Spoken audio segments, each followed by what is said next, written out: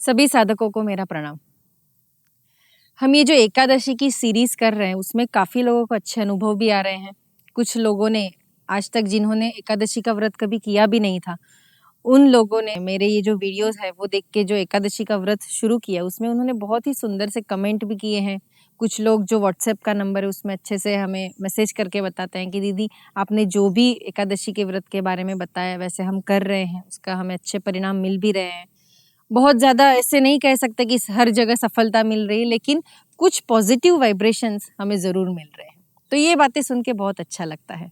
तो आज इस एपिसोड में हम जो बात करने वाले हैं वो है विजया एकादशी, यानी फाल्गुन मास में कृष्ण पक्ष में जो एकादशी आती है उसका नाम है विजया एकादशी। आप सभी को ऐसे लगता होगा कि हर एकादशी में वैसे देखा जाए तो एक जैसा ही तो चीज़ें करनी है, लेकिन आपने अगर मेरे वीडियो सही से सुने होंगे तो आपको पता चलेगा कि हर एकादशी की एक कथा है, यानी उसके पीछे जो पौराणिक कथा है वो हमें पता होनी चाहिए कि कैसे ये एकादशी का व्रत शुरू हुआ। तो आज विजया एकादशी की ऐसी ही एक कहानी मैं आपको आज बताने वाली हूँ जो हमारे भगवान मर्यादा पुरुषोत्तम श्री राम जी से जुड़ी हुई है। तो चलिए देखते हैं क्या कथा है। तो एक समय की बात है जब युधिष्ठिर ने पूछा था कि हमारे भगवान श्री कृष्ण जी को कि भगवान हमें ऐसी कोई एकादशी बताए जिससे हम राजाओं की हर जगह विजय हो। तो ऐसी कोई एकादशी है? तब उन्होंने कहा कि हाँ, ऐसी एक एकादशी है, फाल्गुन मास की कृष्ण पक्ष में जो विजया नाम की एकादशी है। इस व्रत का अगर हम आचरण करते हैं, पालन करते हैं, तो हर एक क्षेत्र में हमें विजय मिल सकती है। आप सभी को पता है कि उस समय यानी त्रेता युग हो, सतयुग हो, हमारे राम जी का जो युग था, तो ऐसे में हमेशा राजाओं के युद्ध हुआ करते थे, तो युद्ध में उन्हें विजय प्राप्ति हो, इसलिए वे हमेशा ये व्रत किया करते थे। तो ऐसी ही सुंदर सी कहानी है। हमारे भगवान कृष्ण ने युधिष्ठिर जी को कहा था कि एक समय की बात है कि जब 14 वर्ष तक हमारे भगवान श्री राम वनवास चले गए थे, तब भगवान श्री राम, उनके छोटे भाई लक्ष्मण और उनकी धर्मपत्नी सीता माता, वे हमेशा वन में आचरण करते थे। एक समय की बात है जब श्री राम भगवान शिकार पे निकल गए और लक्ष्मण जी और माता सीता वे अकेले ही कुटीर में थे। तब कुछ छल कपट करके हमारे रावण जी ने सीता माता का हरण कर लिया था। तो ये सुनने के बाद श्री राम जी काफी व्याकुल हो गए, यहाँ वहां वन में विचरण करने लगे, भटकने लगे, अपनी धर्मपत्नी को ढूंढ रहे हैं कि सीता माता को आखिर रावण ले कहाँ गया है। तभी उस समय उन्हें जटायु जी मिले, लेकिन उनकी आयु तब समाप्त होने की तादार पे थी। लेकिन जटायु ने उन्हें कहा कि रावण को सीता माता को ले जाते हुए उन्होंने देखा है। उन्होंने काफी प्रयास किया रोकने का, युद्ध भी हुआ, उसमें जटायु जी जख्मी हो गए, लेकिन वे सीता माता को बचा नहीं पाए। लेकिन उन्होंने एक डायरेक्शन दिया था श्री राम जी को कि मैंने देखा है कि उन्हें ले जा रहे हैं कहीं। तो ऐसे ही समय पे हमारे हनुमान जी भी साथ में थे श्री राम जी के। तो हनुमान जी ने अच्छे से उड़ान भरी और माँ सीता को अशोक वाटिका जाके देखा कि सीता माता कहाँ है, कैसी है, और एक मुद्रा प्रदान की। और फिर सारी कहानी आके हमारे भगवान श्री राम जी को सुनाई कि हमारी सीता माता सुरक्षित है, लेकिन वे लंका में रावण उन्हें ले गया है। ये सारी बातें सुनने के बाद श्री राम जी अपनी पूरी वानर सेना लेके एक समुद्र किनारे पहुंचे। जब उन्होंने देखा कि इतना बड़ा समुद्र है, वहाँ काफी जल जंतु ऐसे हैं और काफी विषारी और बहुत ही गहरा समुद्र है, इसे पार करना बहुत ही मुश्किल हो चुका है, तो इसका कुछ तो समाधान हमें मिले। तब उन्होंने लक्ष्मण जी से पूछा कि भाई हम इसे पार कैसे करेंगे। तभी लक्ष्मण जी ने कहा कि भैया, यानी हमारे भगवान श्री राम जी को कहा कि आप तो पूर्ण पुरुषोत्तम हैं, यानी आप पुरुष पुराण पुरुषोत्तम हैं, आप तो सभी जानते हैं, लेकिन मैं आपको क्या बताऊं, यहाँ कुछ ही दूरी पर एक बकदालभ्य नामक मुनि जी का आश्रम है, तो हम उनके पास जाते हैं और हमारी जो ये विवंचना है उसके ऊपर उनसे समाधान मांगते हैं। तो श्री राम जी और लक्ष्मण जी निकल गए, फिर वहां पे उन्होंने मुनि जी के आश्रम में गए। मुनि जी ने जैसे ही हमारे भगवान श्री राम को देखा, वे समझ गए कि ये तो हमारे मर्यादा पुरुषोत्तम है, भगवान विष्णु का अवतार ही है, लेकिन कुछ कारणवश इन्होंने मनुष्य का जन्म लिया हुआ है। तभी उन्होंने श्री राम जी से पूछा कि मैं आपकी क्या मदद कर सकता हूँ। तब श्री राम जी ने कहा कि हमारी धर्मपत्नी सीता का हरण हो चुका है और हमें ये समुद्र जो बहुत ही गहरा समुद्र है और इससे हम पार कैसे करेंगे। तभी मुनि जी ने कहा कि फाल्गुन मास में एक विजया एकादशी नामक व्रत है। भगवान श्री राम आप उसका व्रत कीजिए और फिर आप ज़रूर ही निश्चय से आपको विजय प्राप्त होगी। तभी मुनि ने सारी विधि पूर्वक बताया कि आपको कैसे करना है, व्रत कैसे रखना है। उसी तरीके से हमारे भगवान श्री राम ने भी वो व्रत रखा, अच्छे से पालन किया, व्रत के नियम अच्छे से संभाल लिए और फिर उन्होंने समुद्र पार किया और सभी हमारी वानर सेना को साथ लेके समुद्र पार करके उन्होंने लंकेश यानी हमारे जो रावण उनका नाश किया, उनको उसमें विजय प्राप्त हुई और माँ सीता माता को अपने घर लेके आए।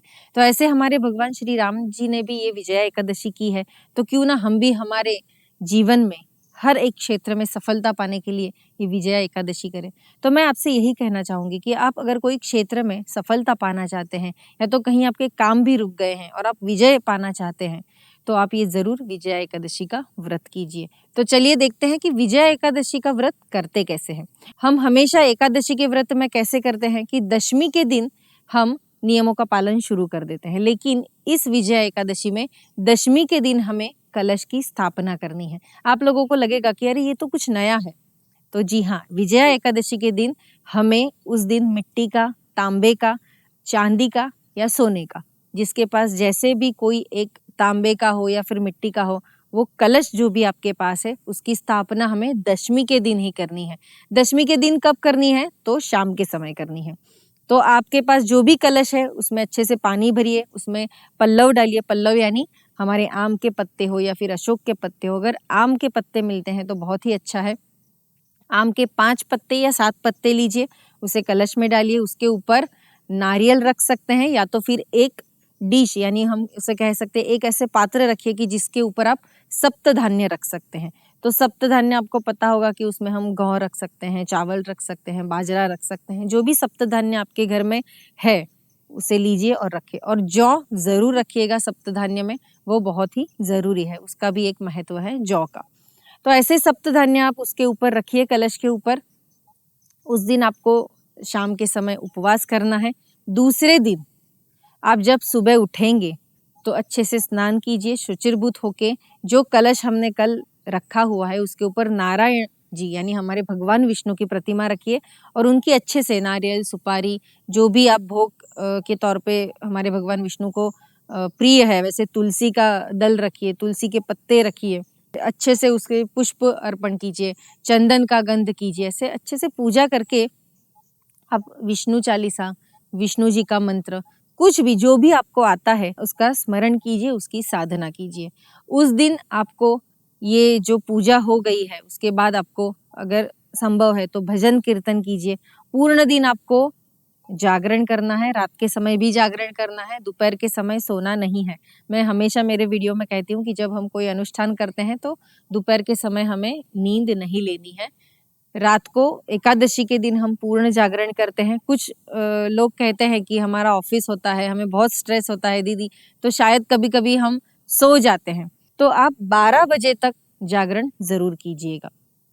दूसरे दिन आप जब द्वादशी के दिन सुबह उठेंगे तो वही कलश लेके, अगर आपके नज़दीक कहीं नदी है या तो फिर कोई तालाब है या तो फिर कोई झरना है, अगर इसमें से कुछ भी नहीं है तो घर में ही पूजा कीजिए। लेकिन अगर कुछ है, नदी, तालाब या ऐसा कुछ झरना है आपके आसपास, तो वहाँ पे वो कलश ले जाइए, वहाँ पे उसकी पूजा कीजिए और फिर वो कलश के ऊपर जो भी सप्त धान्य रखे हैं, वो जो नारायण जी की यानी हमारे भगवान विष्णु की जो मूर्ति रखी है या तो फिर प्रतिमा भी रखी है, तो वो सभी एक ब्रह्मवेत्ता ब्राह्मण यानी हम जिन्हें सबसे ज़्यादा पूजते हैं, ऐसे ब्राह्मण जी को दान कर दीजिए। उस दिन आपको अगर संभव है तो गरीबों को भोजन करवाइए।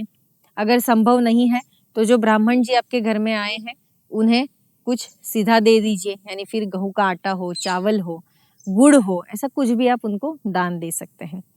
तो अगर जिनका विवाह रुक रहा है या तो कुछ कारणवश वो हो नहीं रहा है, तो विजया एकादशी के दिन या तो फिर द्वादशी के दिन आप केसर का दान कीजिए या तो फिर आप केले और दही का भी दान कर सकते हैं। ये एक बहुत ही विशेष उपाय है, ये चीज़ आप करके देखिए जिससे आपको ज़रूर फ़ायदा होगा। तो ऐसे ही एकादशी का व्रत हमें करना है।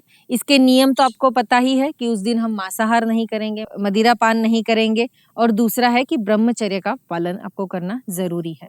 दूसरा है कि इस दिन हमें किसी को कुछ बुरा बोलना नहीं है, किसी की निंदा करनी नहीं है। वैसे तो किसी की निंदा करनी ही नहीं चाहिए, लेकिन अगर हो सकता है तो इस दिन ये चीज़ का ज़रूर आप पालन कीजिए।